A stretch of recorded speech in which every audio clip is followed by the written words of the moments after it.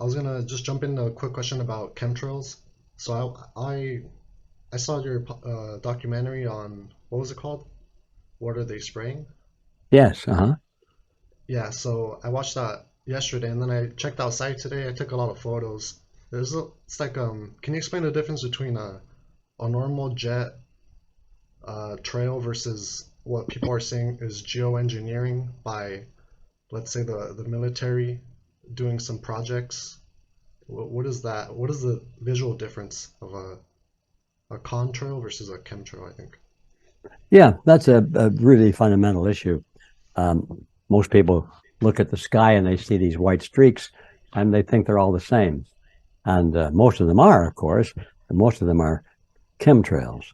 But there's a difference between a contrail and a chemtrail.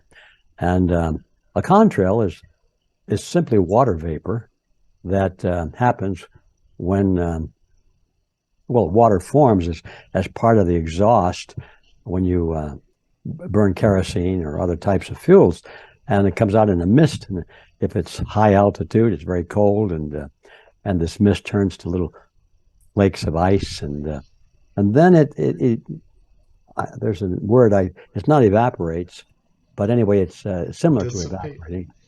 It's Dissipate? absorbed into this. Oh, Yeah, I'll just call it evaporation, and then it disappears. And if you look in the sky and you see a jet going by and there's a white trail behind it, equal in length maybe to 4 or 5 times the length of the plane, that's a contrail. That's normal. That's just moisture condensing and then being absorbed into the sky. Now, when you see a white trail comes out, and it's not a little thin trail, and that doesn't go just 5 times the length of the plane, but goes from horizon to horizon, and it stays all day, and it spreads out, and you can see it. First thing you know, you've got a whole bunch of those side by side, and it blocks the sun. The sun it's kind of cloudy that day, and the amplitude of the sunlight drops off. That's a whole different animal. That's not just vapor. Those are chemicals, and including little tiny, I think they're nanoparticles of aluminum and strontium and that kind of thing. And you get into a whole can of worms as to why they're doing that and what those materials are. And it's pretty clear that one of the reasons they were doing it in the beginning is for weather modification. Always said, well, this is, we want to save lives and improve crops. When we have a drought, we want to make it rain. And if we've got a hurricane coming into a big city, well, then we want to steer the hurricane around and drop all the wind and the rain out there over the ocean. We want to control the weather. So that was the excuse in the beginning. The military had some very interesting documents which have been declassified and published now.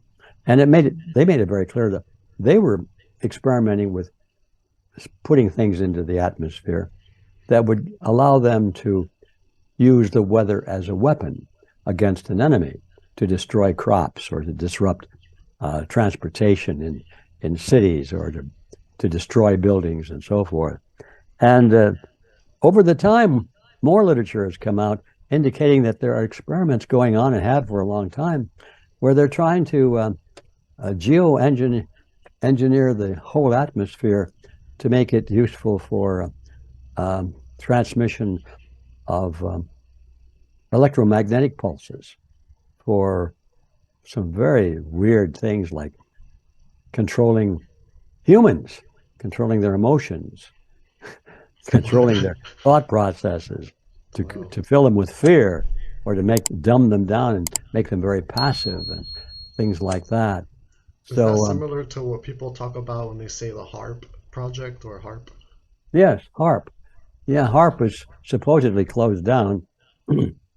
It's not really. It's being run now by the University of Alaska, I think, and continues to operate under the banner of research. But it's a functional device as far as I can tell.